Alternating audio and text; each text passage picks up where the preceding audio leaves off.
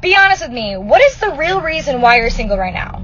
I think that question, along with the other frequently asked question of how are you single, which is supposed to be some sort of odd compliment, perpetuate the problematic idea that we need someone in order to be whole.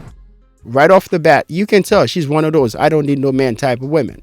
The real question is, what is so dangerous about an independent, attractive, successful, confident, intelligent woman? I don't need no man. She can be whatever she wants. Nobody's gonna stop her. As long as she understands that most guys are not attracted to any of that stuff. Most men want to come home to a feminine woman. That people feel so threatened by her that they feel the need to question her relationship status. Nobody cares about her. She just wanted some attention. I love my life.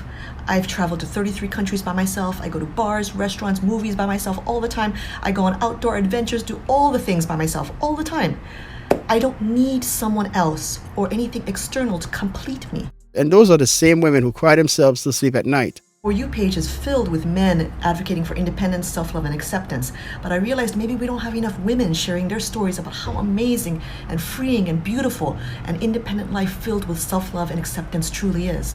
He chose the weaker female, the easier female. You an alpha, don't forget that.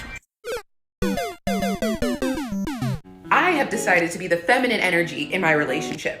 I'm literally an alpha female in everything else that I do in my life. But I don't want to compete for who's alpha in my relationship. So instead, I'm studying feminine energy and how to master it. When you've been single for 26 years, like me, sometimes you get into this whole thought process of, one, why have I never been in a relationship, and why have guys never really expressed an interest in me except for those very infrequent times.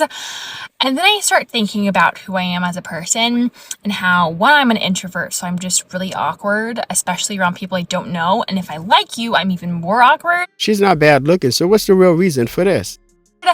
Two, I'm also a very confident person. At the same time, I carry myself in a very confident way. Three, I'm also very outspoken when it comes to things that I am extremely passionate about and am not afraid to speak my mind and get into an argument about stuff. I also really love fashion and I dress extra every single place that I go. As long as she's not overconfident, I still don't think it's too bad.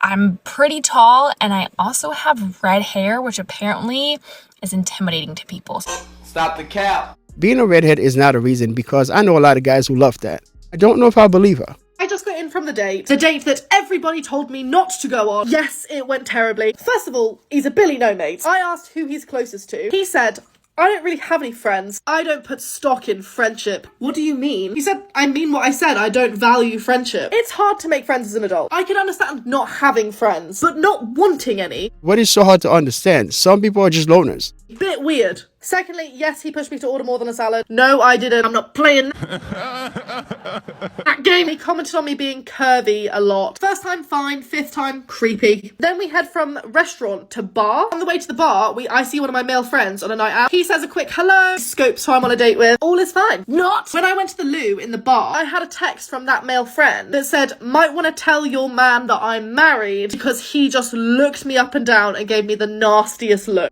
It's always a red flag when she has a lot of guy friends. As we're at the bar, he goes to order a large glass of wine. I say, you're driving back. Is that not gonna put you over the limit? His reply, I drive a bit over the limit all the time. He stops drinking and then he insists on taking me home. Where we were, it would have taken longer for him to drive me home than me to walk back from the bar. So I said no, but he was really persistent on giving me this lift. The lie detector determined that was a lie. I just said okay, and so I made him take me somewhere that wasn't my house. Because I'd been pressured into it and I didn't want him to know where I actually lived. Then we got to not my house. She could have said no, but instead she left with the guy who was drinking. So I went on this date with this dude from Hinge. We went to this rooftop bar and we talked for like 4 hours. But the whole time he kept asking me about my job. This was me at my last job. That's what you ladies do. And I was like, damn, I mean, I talk about work in my dates, but not this much. And we just kept talking and talking. He asked so many questions about what I do. We get those questions all the time. What do you do for a living? How much money do you make? What kind of car do you drive? How I like the workplace. And then at the very end, he said, cool. What? Now I know whether to buy or sell my stocks in your company. Bruh. The term alpha female is just a nicer way of saying masculinized woman. Can there be a leader in the relationship? No. 50-50. Nope. We're not in the old days.